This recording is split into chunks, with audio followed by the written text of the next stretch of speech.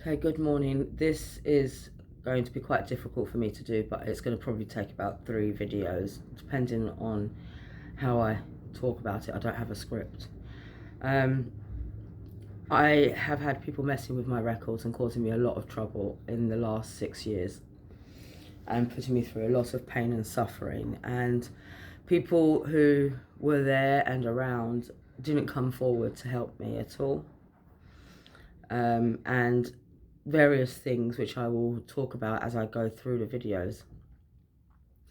So what I'm doing is I'm going to be focusing on my family, but first of all I'm going to focus on my daughter that passed away in 1999, and I'm going to talk about what happened there. And after I do the videos about my daughter, I'll be talking about my father, because people lied about my parents. People tried to say that my parents were drug addicts, and they were not drug addicts, and so I will do that later on. My son, I had a natural birth with my son. My son was born in 2008 at St Thomas's Hospital. It was a natural birth, and it was an easy birth.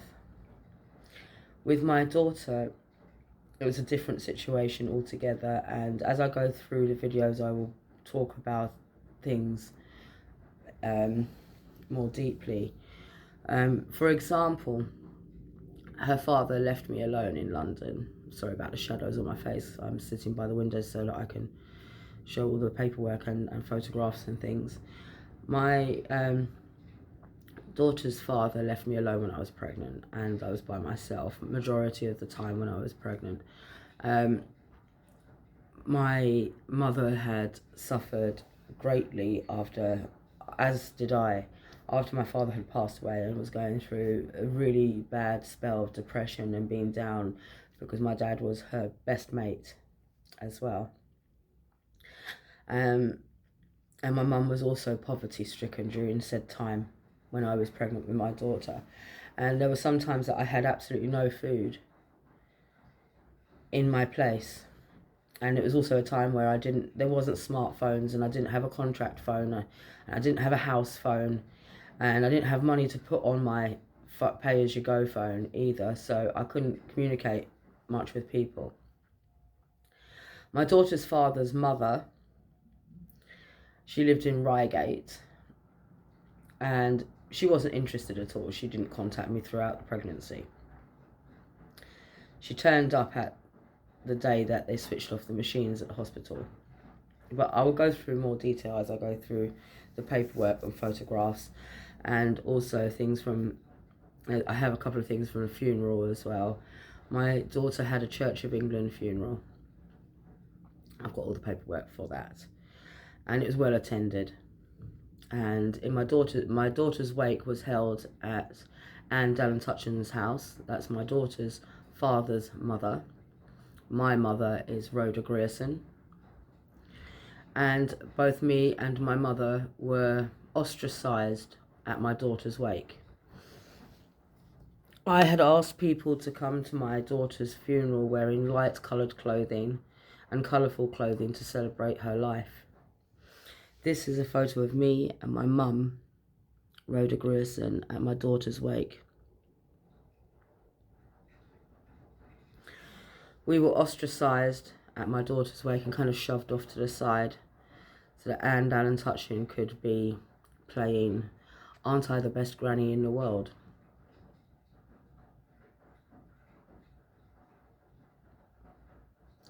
She wasn't interested at all throughout my pregnancy. She wasn't phoning me and saying, have you been to antenatal? I've got some tips for you. I was 18 years old when I got pregnant. I was very young and had no idea of what you do, what you're meant to do. I didn't know about antenatal and things like that. I went to an ultrasound and I went to one doctor's appointment. I don't remember any other antenatal or midwives or anything like that around me at all. What I do remember is having to go to other people's houses and ask for food. I do remember having a couple of periods of time with no electricity. And my daughter's father, Edmund Russell, carrying the surname of his mother's first husband, was in Reigate.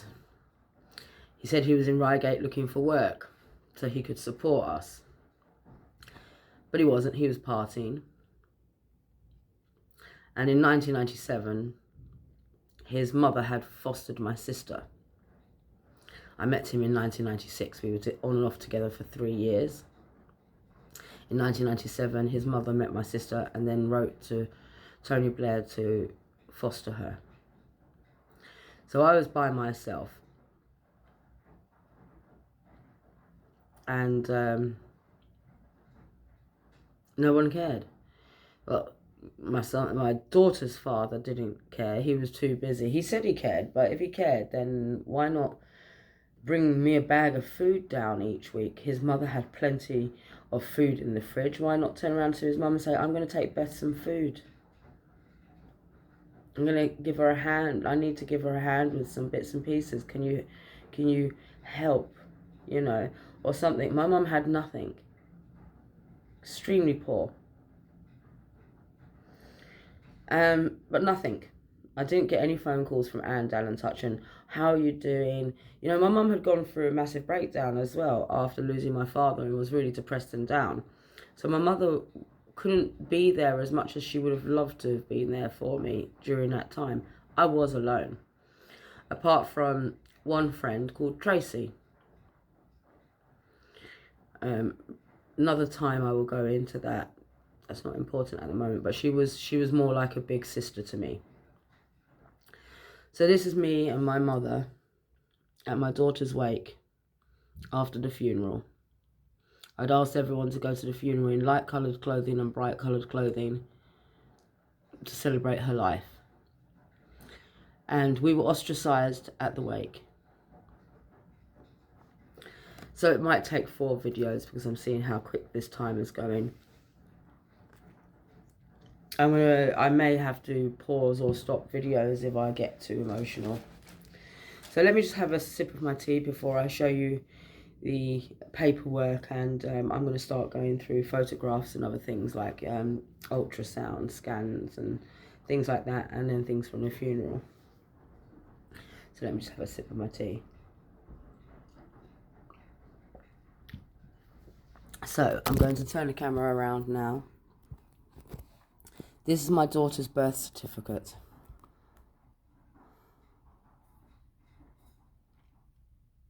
Now, when I went to the hospital because I was feeling pain and I was sent to the maternity ward, I was actually left there. Nobody came to deal with, there was no receptionist, and I was there for about an hour before I was dealt with. I was by myself. They took me in, they did an ultrasound, they saw there was hardly, well, first thing they did was they measured my daughter's heart rate, it was really fast. Then they did an ultrasound and there was hardly any amniotic fluid. They then told me that they had to do an emergency cesarean. And I would be put under general anaesthetic. I know it may seem wholly inappropriate, but due to the way people have messed with records and gone to such an extent to even try to destroy me in my own country, saying I'm not British when I am, I need to go to the extents I'm going to. So I'm going to show you now the cesarean scar. So please forgive me.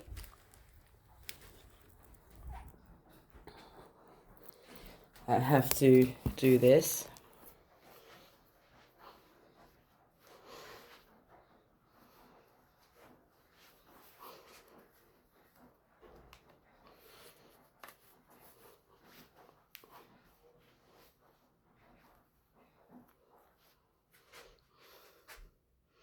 So I don't know if you can see it in this light.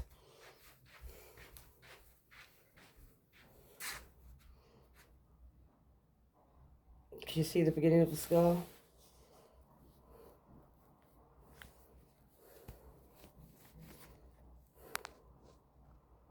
There's the end of the scar.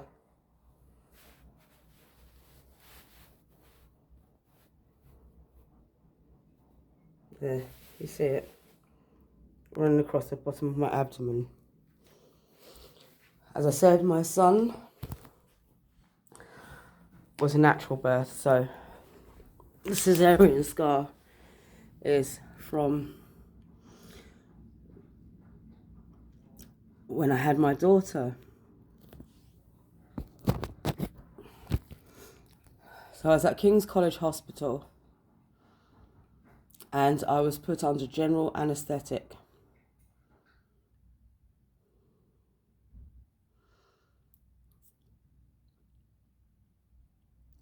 Sorry. And when I came to, because her father wasn't there, he wasn't there when I went to the hospital.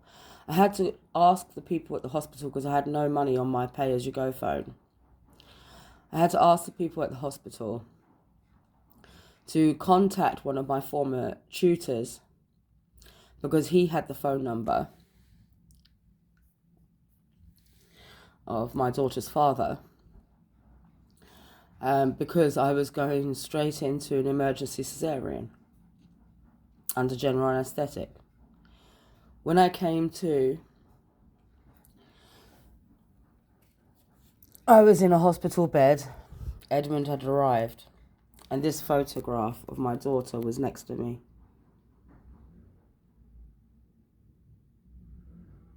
And they had wrote, obviously, the details, the time she was born, her weight, and the time the photograph was taken.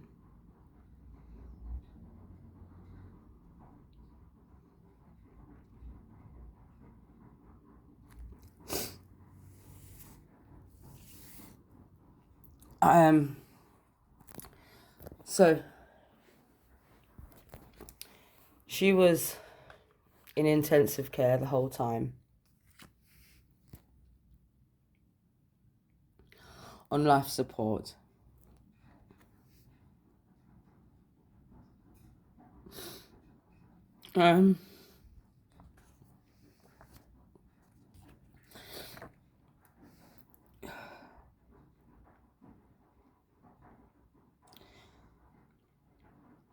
So this is 1999. I still have the teddy bear that was in her incubator.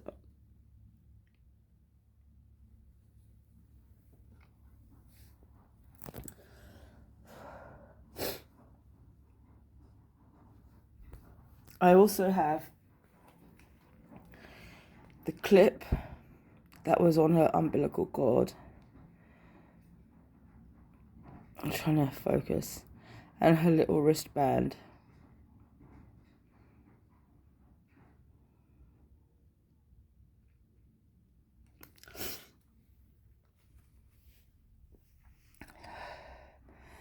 I don't know if you can see her wristband in these photographs.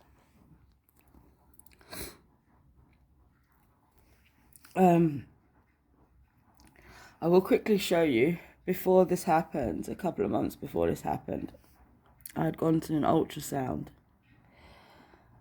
I had an ultrasound, and I was also by myself for the ultrasound as well. I had 2 ultrasounds for her.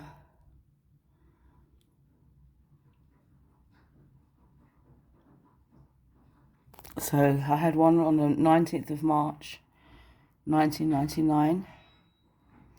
And there she is in my womb. And then I had another one on the 3rd of June at King's College Hospital.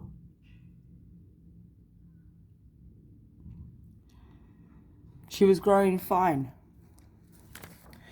And if she had gone full term, she would have been a big baby. I'm going to stop the video now. I need to have a few moments.